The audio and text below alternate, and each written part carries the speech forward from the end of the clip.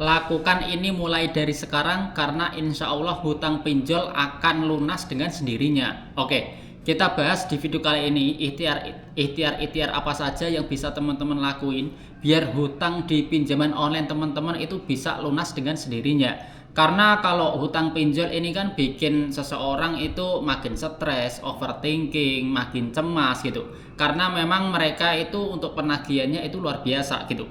Nah, di sini saya ada 4 hal yang harus teman-teman itu praktekkan biar teman-teman itu bisa lebih banyak lagi rezekinya biar bisa melunasi hutang pinjol gitu. Nah, yang pertama adalah sadari kalau di pinjol itu pasti ada resikonya gitu. Jadi kalau kita pinjam di pinjaman online nggak mungkin nggak ada resikonya, pasti ada resikonya. Nah, ini butuh kesadaran buat pribadi masing-masing, buat teman-teman yang minjem itu butuh kesadaran yang ekstra lah gitu, karena nggak mungkin teman-teman minjem terus nggak ada resikonya, itu nggak mungkin gitu.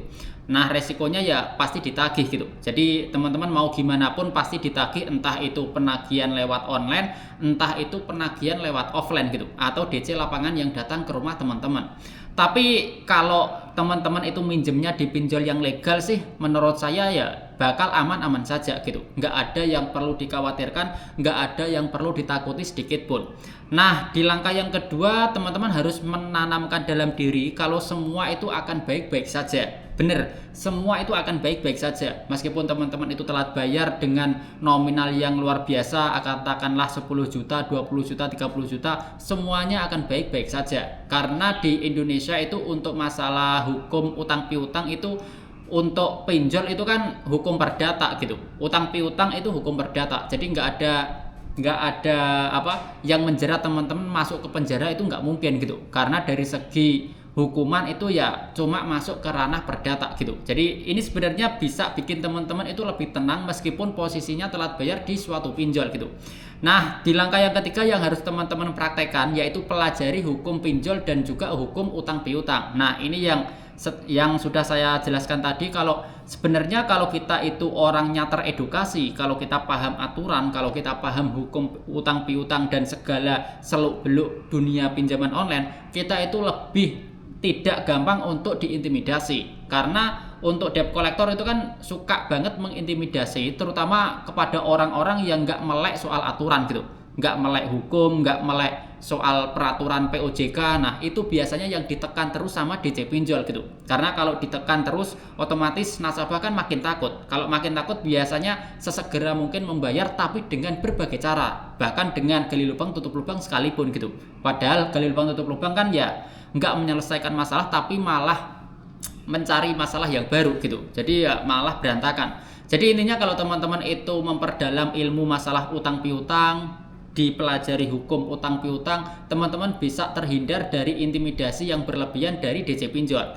Nah, di langkah yang terakhir yang bisa teman-teman lakuin biar hutang itu cepat lunas, terutama di pinjaman online, yaitu dengan meningkatkan spiritual, atau spiritual itu ditingkatkan gitu.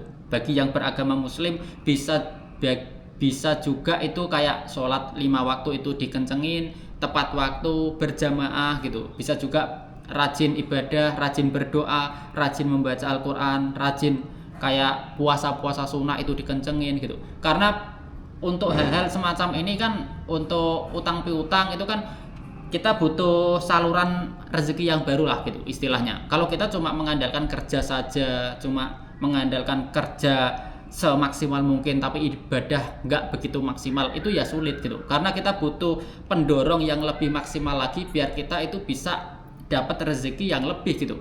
Nah, untuk ibadah itu juga bisa mempercepat kita dapat rezeki yang lebih. Karena kalau teman-teman cari di YouTube keajaiban sodakoh gitu, atau keajaiban sholat gitu, nah teman-teman bakal nemuin banyak banget orang yang hutangnya itu puluhan juta, ratusan juta, itu bisa lunas hanya dengan mempraktekkan atau mengistiqomahkan hal-hal kebaikan di ranah agama gitu.